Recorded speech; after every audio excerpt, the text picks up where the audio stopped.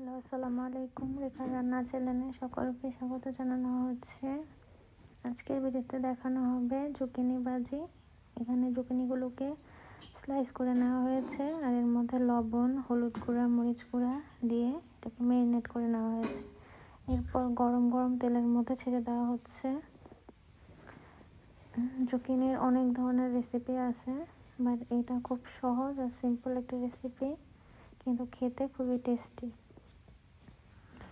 এইভাবে জুকিনিগুলোকে ভেজে গরম গরম ভাতের সাথে খেতে খুবই মজা লাগে। আর এইভাবে ভাজলে অনেক সময় কেউ যদি এটা শুধু শুধু খেতে চায় সেটাও খেতে পারবে। তো এখানে জুকিনিগুলো সবগুলোকে একসাথে তেল দিয়ে দেওয়া হলো। আর এটাকে ফার্স্টে একটু লো হিটে ভাজতে হবে, দেন হিটটা বাড়িয়ে একটু বেশি করে ভাজা ভাজা করে নিতে হবে, তাহলে খেতে বেশি ভালো লাগবে।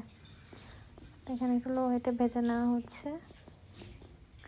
এক পিঠ ভাজা হলে উল্টে নিতে হবে।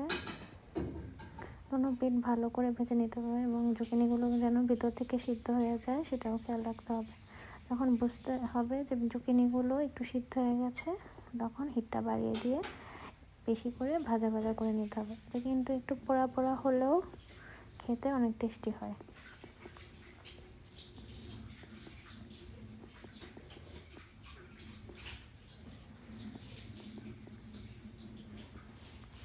জুকিনিগুলোর এক পিঠ প্রায় ভাজা হয়ে গেছে, এগুলো উল্টে নেওয়া হচ্ছে।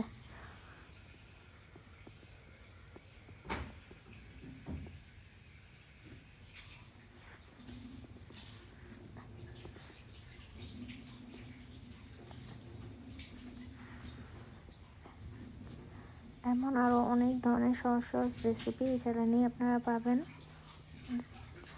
চ্যানেলটিকে সাবস্ক্রাইব করবেন, চ্যানেলের পাশে থাকবেন, তাহলে সব ধরনের ভিডিও আপনারা দেখতে পারবেন। আর এই চ্যানেলের বেল আইকনে টিপ দিলে যখনই ভিডিও ছাড়া হবে আপনাদের নোটিফিকেশন চলে যাবে।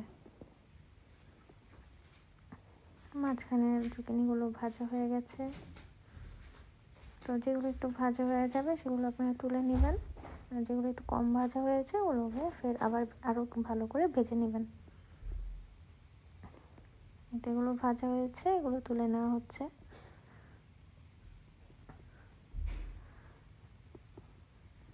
বাকি যেগুলো একটু সাদাচে রয়েছে ওগুলোকেও একটু লাল লাল করে ভেজে নিতে হবে।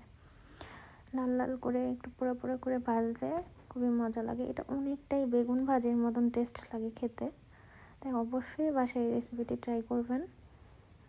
এই তো জুকিনি ভাজা হয়ে গেছে। আজকের জন্য এখানেই শেষ করছি। সবাই ভালো থাকবেন, সুস্থ থাকবেন। আল্লাহ হাফেজ।